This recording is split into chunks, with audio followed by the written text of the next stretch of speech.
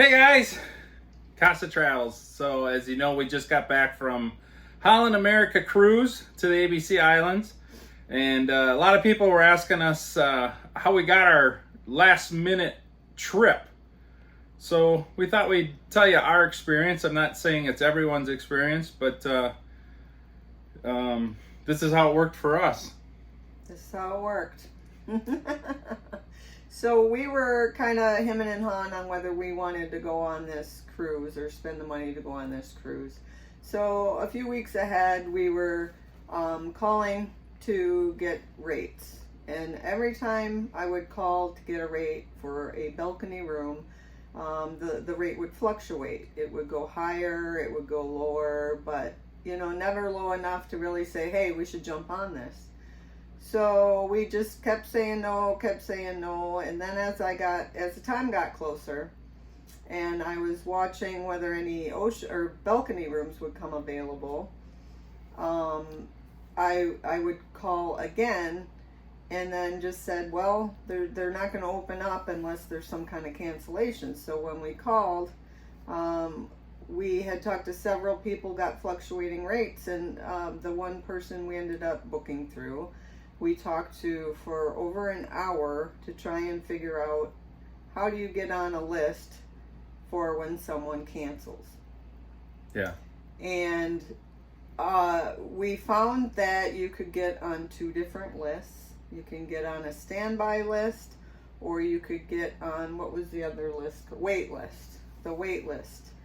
And we never really understood the difference, except for our advisor told us that you could pay less to be on the standby list, or you could get on the wait list, pay $926 a person for an ocean view or balcony category, and the Holland America would start reviewing cancellations 7 days prior, and then you would get called if one came available.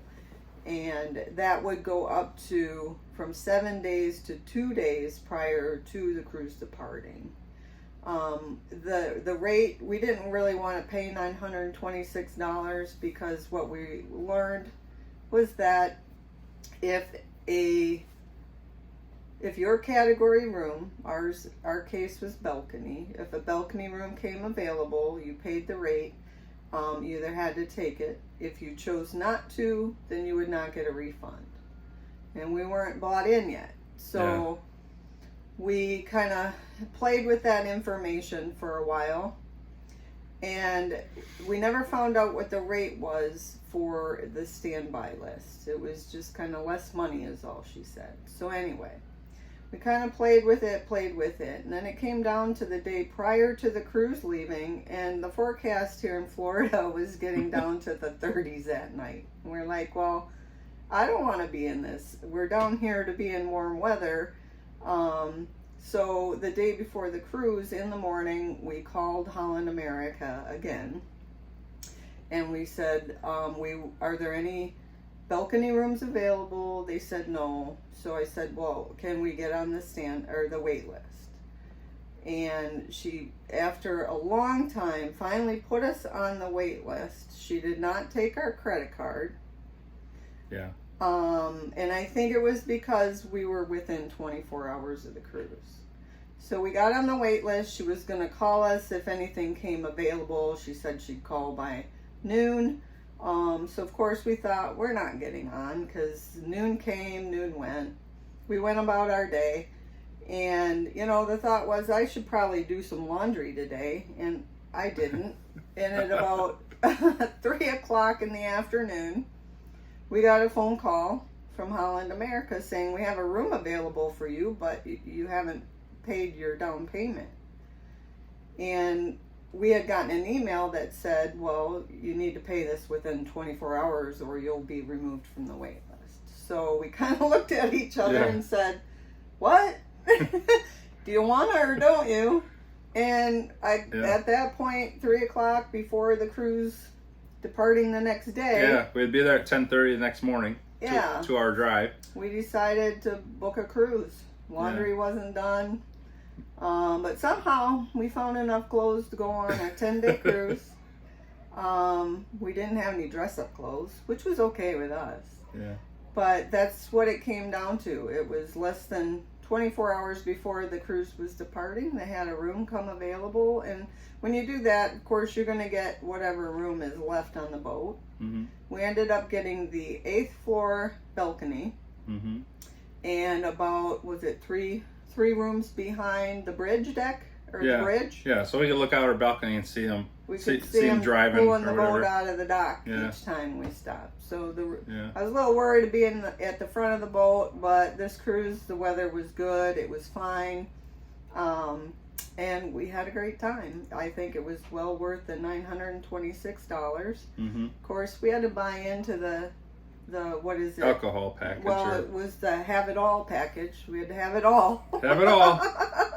Yeah, that costs as much as the cruise almost. No, half of what the cruise costs. But anyway, we ended up paying probably a good $600 per person less than the people we joined on the boat. Yeah. They went with a group.